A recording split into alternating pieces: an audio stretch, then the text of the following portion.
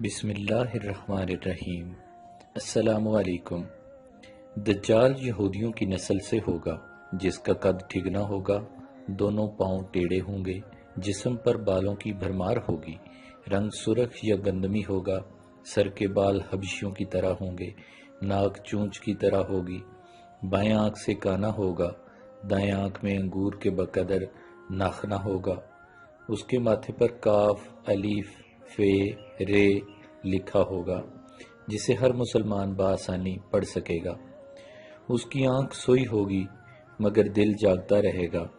شروع میں وہ ایمان و اصلاح کا دعویٰ لے کر اٹھے گا، لیکن جیسے ہی تھوڑے بہت متبعین میسر ہوں گے، وہ نبوت اور پھر خدائی کا دعویٰ کرے گا۔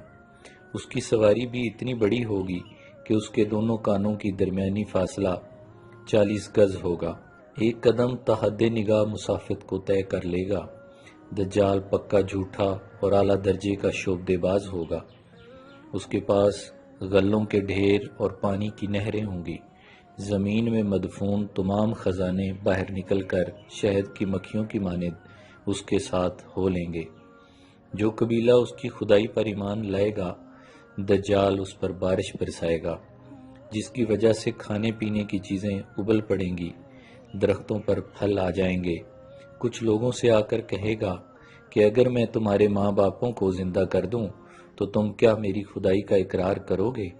لوگ اس بات میں سر ہلائیں گے۔ اب دجال کے شیطان ان لوگوں کے ماں باپوں کی شکل لے کر نمودار ہوں گے۔ نتیجتاً بہت سے افراد ایمان سے ہاتھ دھو بیٹھیں گے۔ اس کی رفتار آندھیوں سے زیادہ تیز اور بادلوں کی طرح رواں دواں ہوگی۔ وہ کرشموں اور شعبدہ بازیوں کو لے کر دنیا کے ہر چپا چپا کو روندے گا۔ تمام دشمنان اسلام اور دنیا بھر کے یہودی امت مسلمہ کے بغض میں اس کی پشت بنائی کر رہے ہوں گے۔ وہ مکہ معظمہ میں گھسنا چاہے گا، مگر فرشتوں کی پہرہ کی وجہ سے ادھر گھس نہ پائے گا، اس لیے نامراد و ذلیل ہو کر واپس مدینہ منورہ کا رخ کرے گا۔ اس وقت مدینہ منورہ کے 7 دروازے ہوں گے اور ہر دروازے پر فرشتوں کا پہرہ ہوگا، لہٰذا یہاں پر بھی منہ کی کھانی پڑے گی۔ انہی دنوں مدینہ منورہ میں 3 مرتبہ زلزلہ آئے گا، جس سے گھبرا کر بہت سارے بے دین شہر سے نکل کر بھاگ نکلیں گے۔ باہر نکلتے ہی دجال انہیں لقمہ تر کی طرح نگل لے گا۔ آخر ایک بزرگ اس سے بحث و مناظرہ کے لیے نکلیں گے اور خاص اس کے لشکر میں پہنچ کر اس کی بابت دریافت کریں گے۔ لوگوں کو اس کی باتیں شاق گزریں گی، لہٰذا اس کے قتل کا فیصلہ کریں گے، مگر چند افراد آڑے آ کر یہ کہہ کر روک دیں گے کہ ہمارے خدا دجال کی اجازت کے بغیر اس کو قتل نہیں کیا جا سکتا۔ چنانچہ اس بزرگ کو دجال کے دربار میں حاضر کیا جائے گا، جہاں پہنچ کر یہ بزرگ چلا اٹھے گا کہ میں نے پہچان لیا کہ تو ہی دجال ملعون ہے، اور رسول اللہ صلی اللہ علیہ وسلم نے ہمیں تیرے ہی خروج کی خبر دی تھی۔ دجال اس خبر کو سنتے ہی آپے سے باہر ہو جائے گا اور اس کو قتل کرنے کا فیصلہ کرے گا۔ درباری فوراً اس کے 2 ٹکڑے کر دیں گے۔ دجال اپنے حواریوں سے کہے گا کہ اب اگر میں اس کو دوبارہ زندہ کر دوں تو کیا تم میری خدائی کا پختہ یقین کر لو گے؟ یہ دجالی گروپ کہے گا کہ ہم تو پہلے سے ہی آپ کو خدا مانتے ہوئے آ رہے ہیں، البتہ اس معجزہ سے ہمارے یقین میں اور اضافہ ہو جائے گا۔ دجال اس بزرگ کے دونوں ٹکڑوں کو اکٹھا کر کے زندہ کرنے کی کوشش کرے گا۔ ادھر وہ بزرگ بوجہ حکم الہی کھڑے ہو جائیں گے اور کہیں گے، اب تو مجھے اور زیادہ یقین ہو گیا ہے کہ تو ہی دجال ملعون ہے۔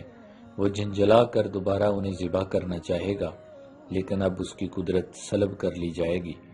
دجال شرمندہ ہو کر انہیں اپنی جہنم میں جھونک دے گا، لہٰذا یہ آگ ان کے لیے ٹھنڈی اور گلزار بن جائے گی۔ اس کے بعد وہ شام کا رخ کرے گا، لیکن دمشق پہنچنے سے پہلے ہی حضرت مہدی علیہ السلام وہاں پہنچ چکے ہوں گے۔ دجال دنیا میں صرف 40 دن رہے گا، ایک دن 1 سال، دوسرا 1 مہینہ اور تیسرا 1 ہفتہ کے برابر ہوگا، بقیہ معمول کے مطابق ہوں گے۔ امام مہدی علیہ السلام دمشق پہنچتے ہی زور و شور سے جنگ کی تیاری شروع کر دیں گے، لہٰذا صورتحال بظاہر دجال کے حق میں ہوگی، کیونکہ وہ اپنے مادی و افرادی طاقت کے بل پر پوری دنیا میں دھاک بٹھا چکا ہوگا۔ اس لیے عسکری طاقت کے اعتبار سے تو اس کی شکست بظاہر مشکل ہوگی، مگر اللہ کی تائید اور نصرت کے سبب سب کو یقین ہوگا۔ حضرت مہدی علیہ السلام اور تمام مسلمان اسی امید کے ساتھ دمشق میں دجال کے ساتھ جنگ کی تیاریوں میں ہوں گے۔ تمام مسلمان نمازوں کی ادائیگی دمشق کی قدیم شورا آفاق مسجد میں جامعہ اموی میں ادا کرتے ہوں گے۔ ملی شیرازہ لشکر کی ترتیب اور یہودیوں کے خلاف صف بندی کو منظم کرنے کے ساتھ ساتھ مہدی علیہ السلام دمشق میں اس کو اپنی فوجی سرگرمیوں کا مرکز بنائیں گے، اور اس وقت یہی مقام ان کا ہیڈ کوارٹر ہوگا۔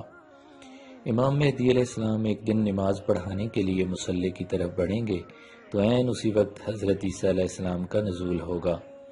نماز سے فارغ ہو کر لوگ دجال کے مقابلے کے لیے نکلیں گے۔ دجال حضرت عیسیٰ علیہ السلام کو دیکھ کر ایسا گھلنے لگے گا جیسے نمک پانی میں گھل جاتا ہے۔ پھر حضرت عیسیٰ علیہ السلام آگے بڑھ کر اس کو قتل کر دیں گے، اور حالت یہ ہوگی کہ شجر و حجر آواز لگائیں گے کہ اے روح اللہ، میرے پیچھے یہودی چھپا ہے۔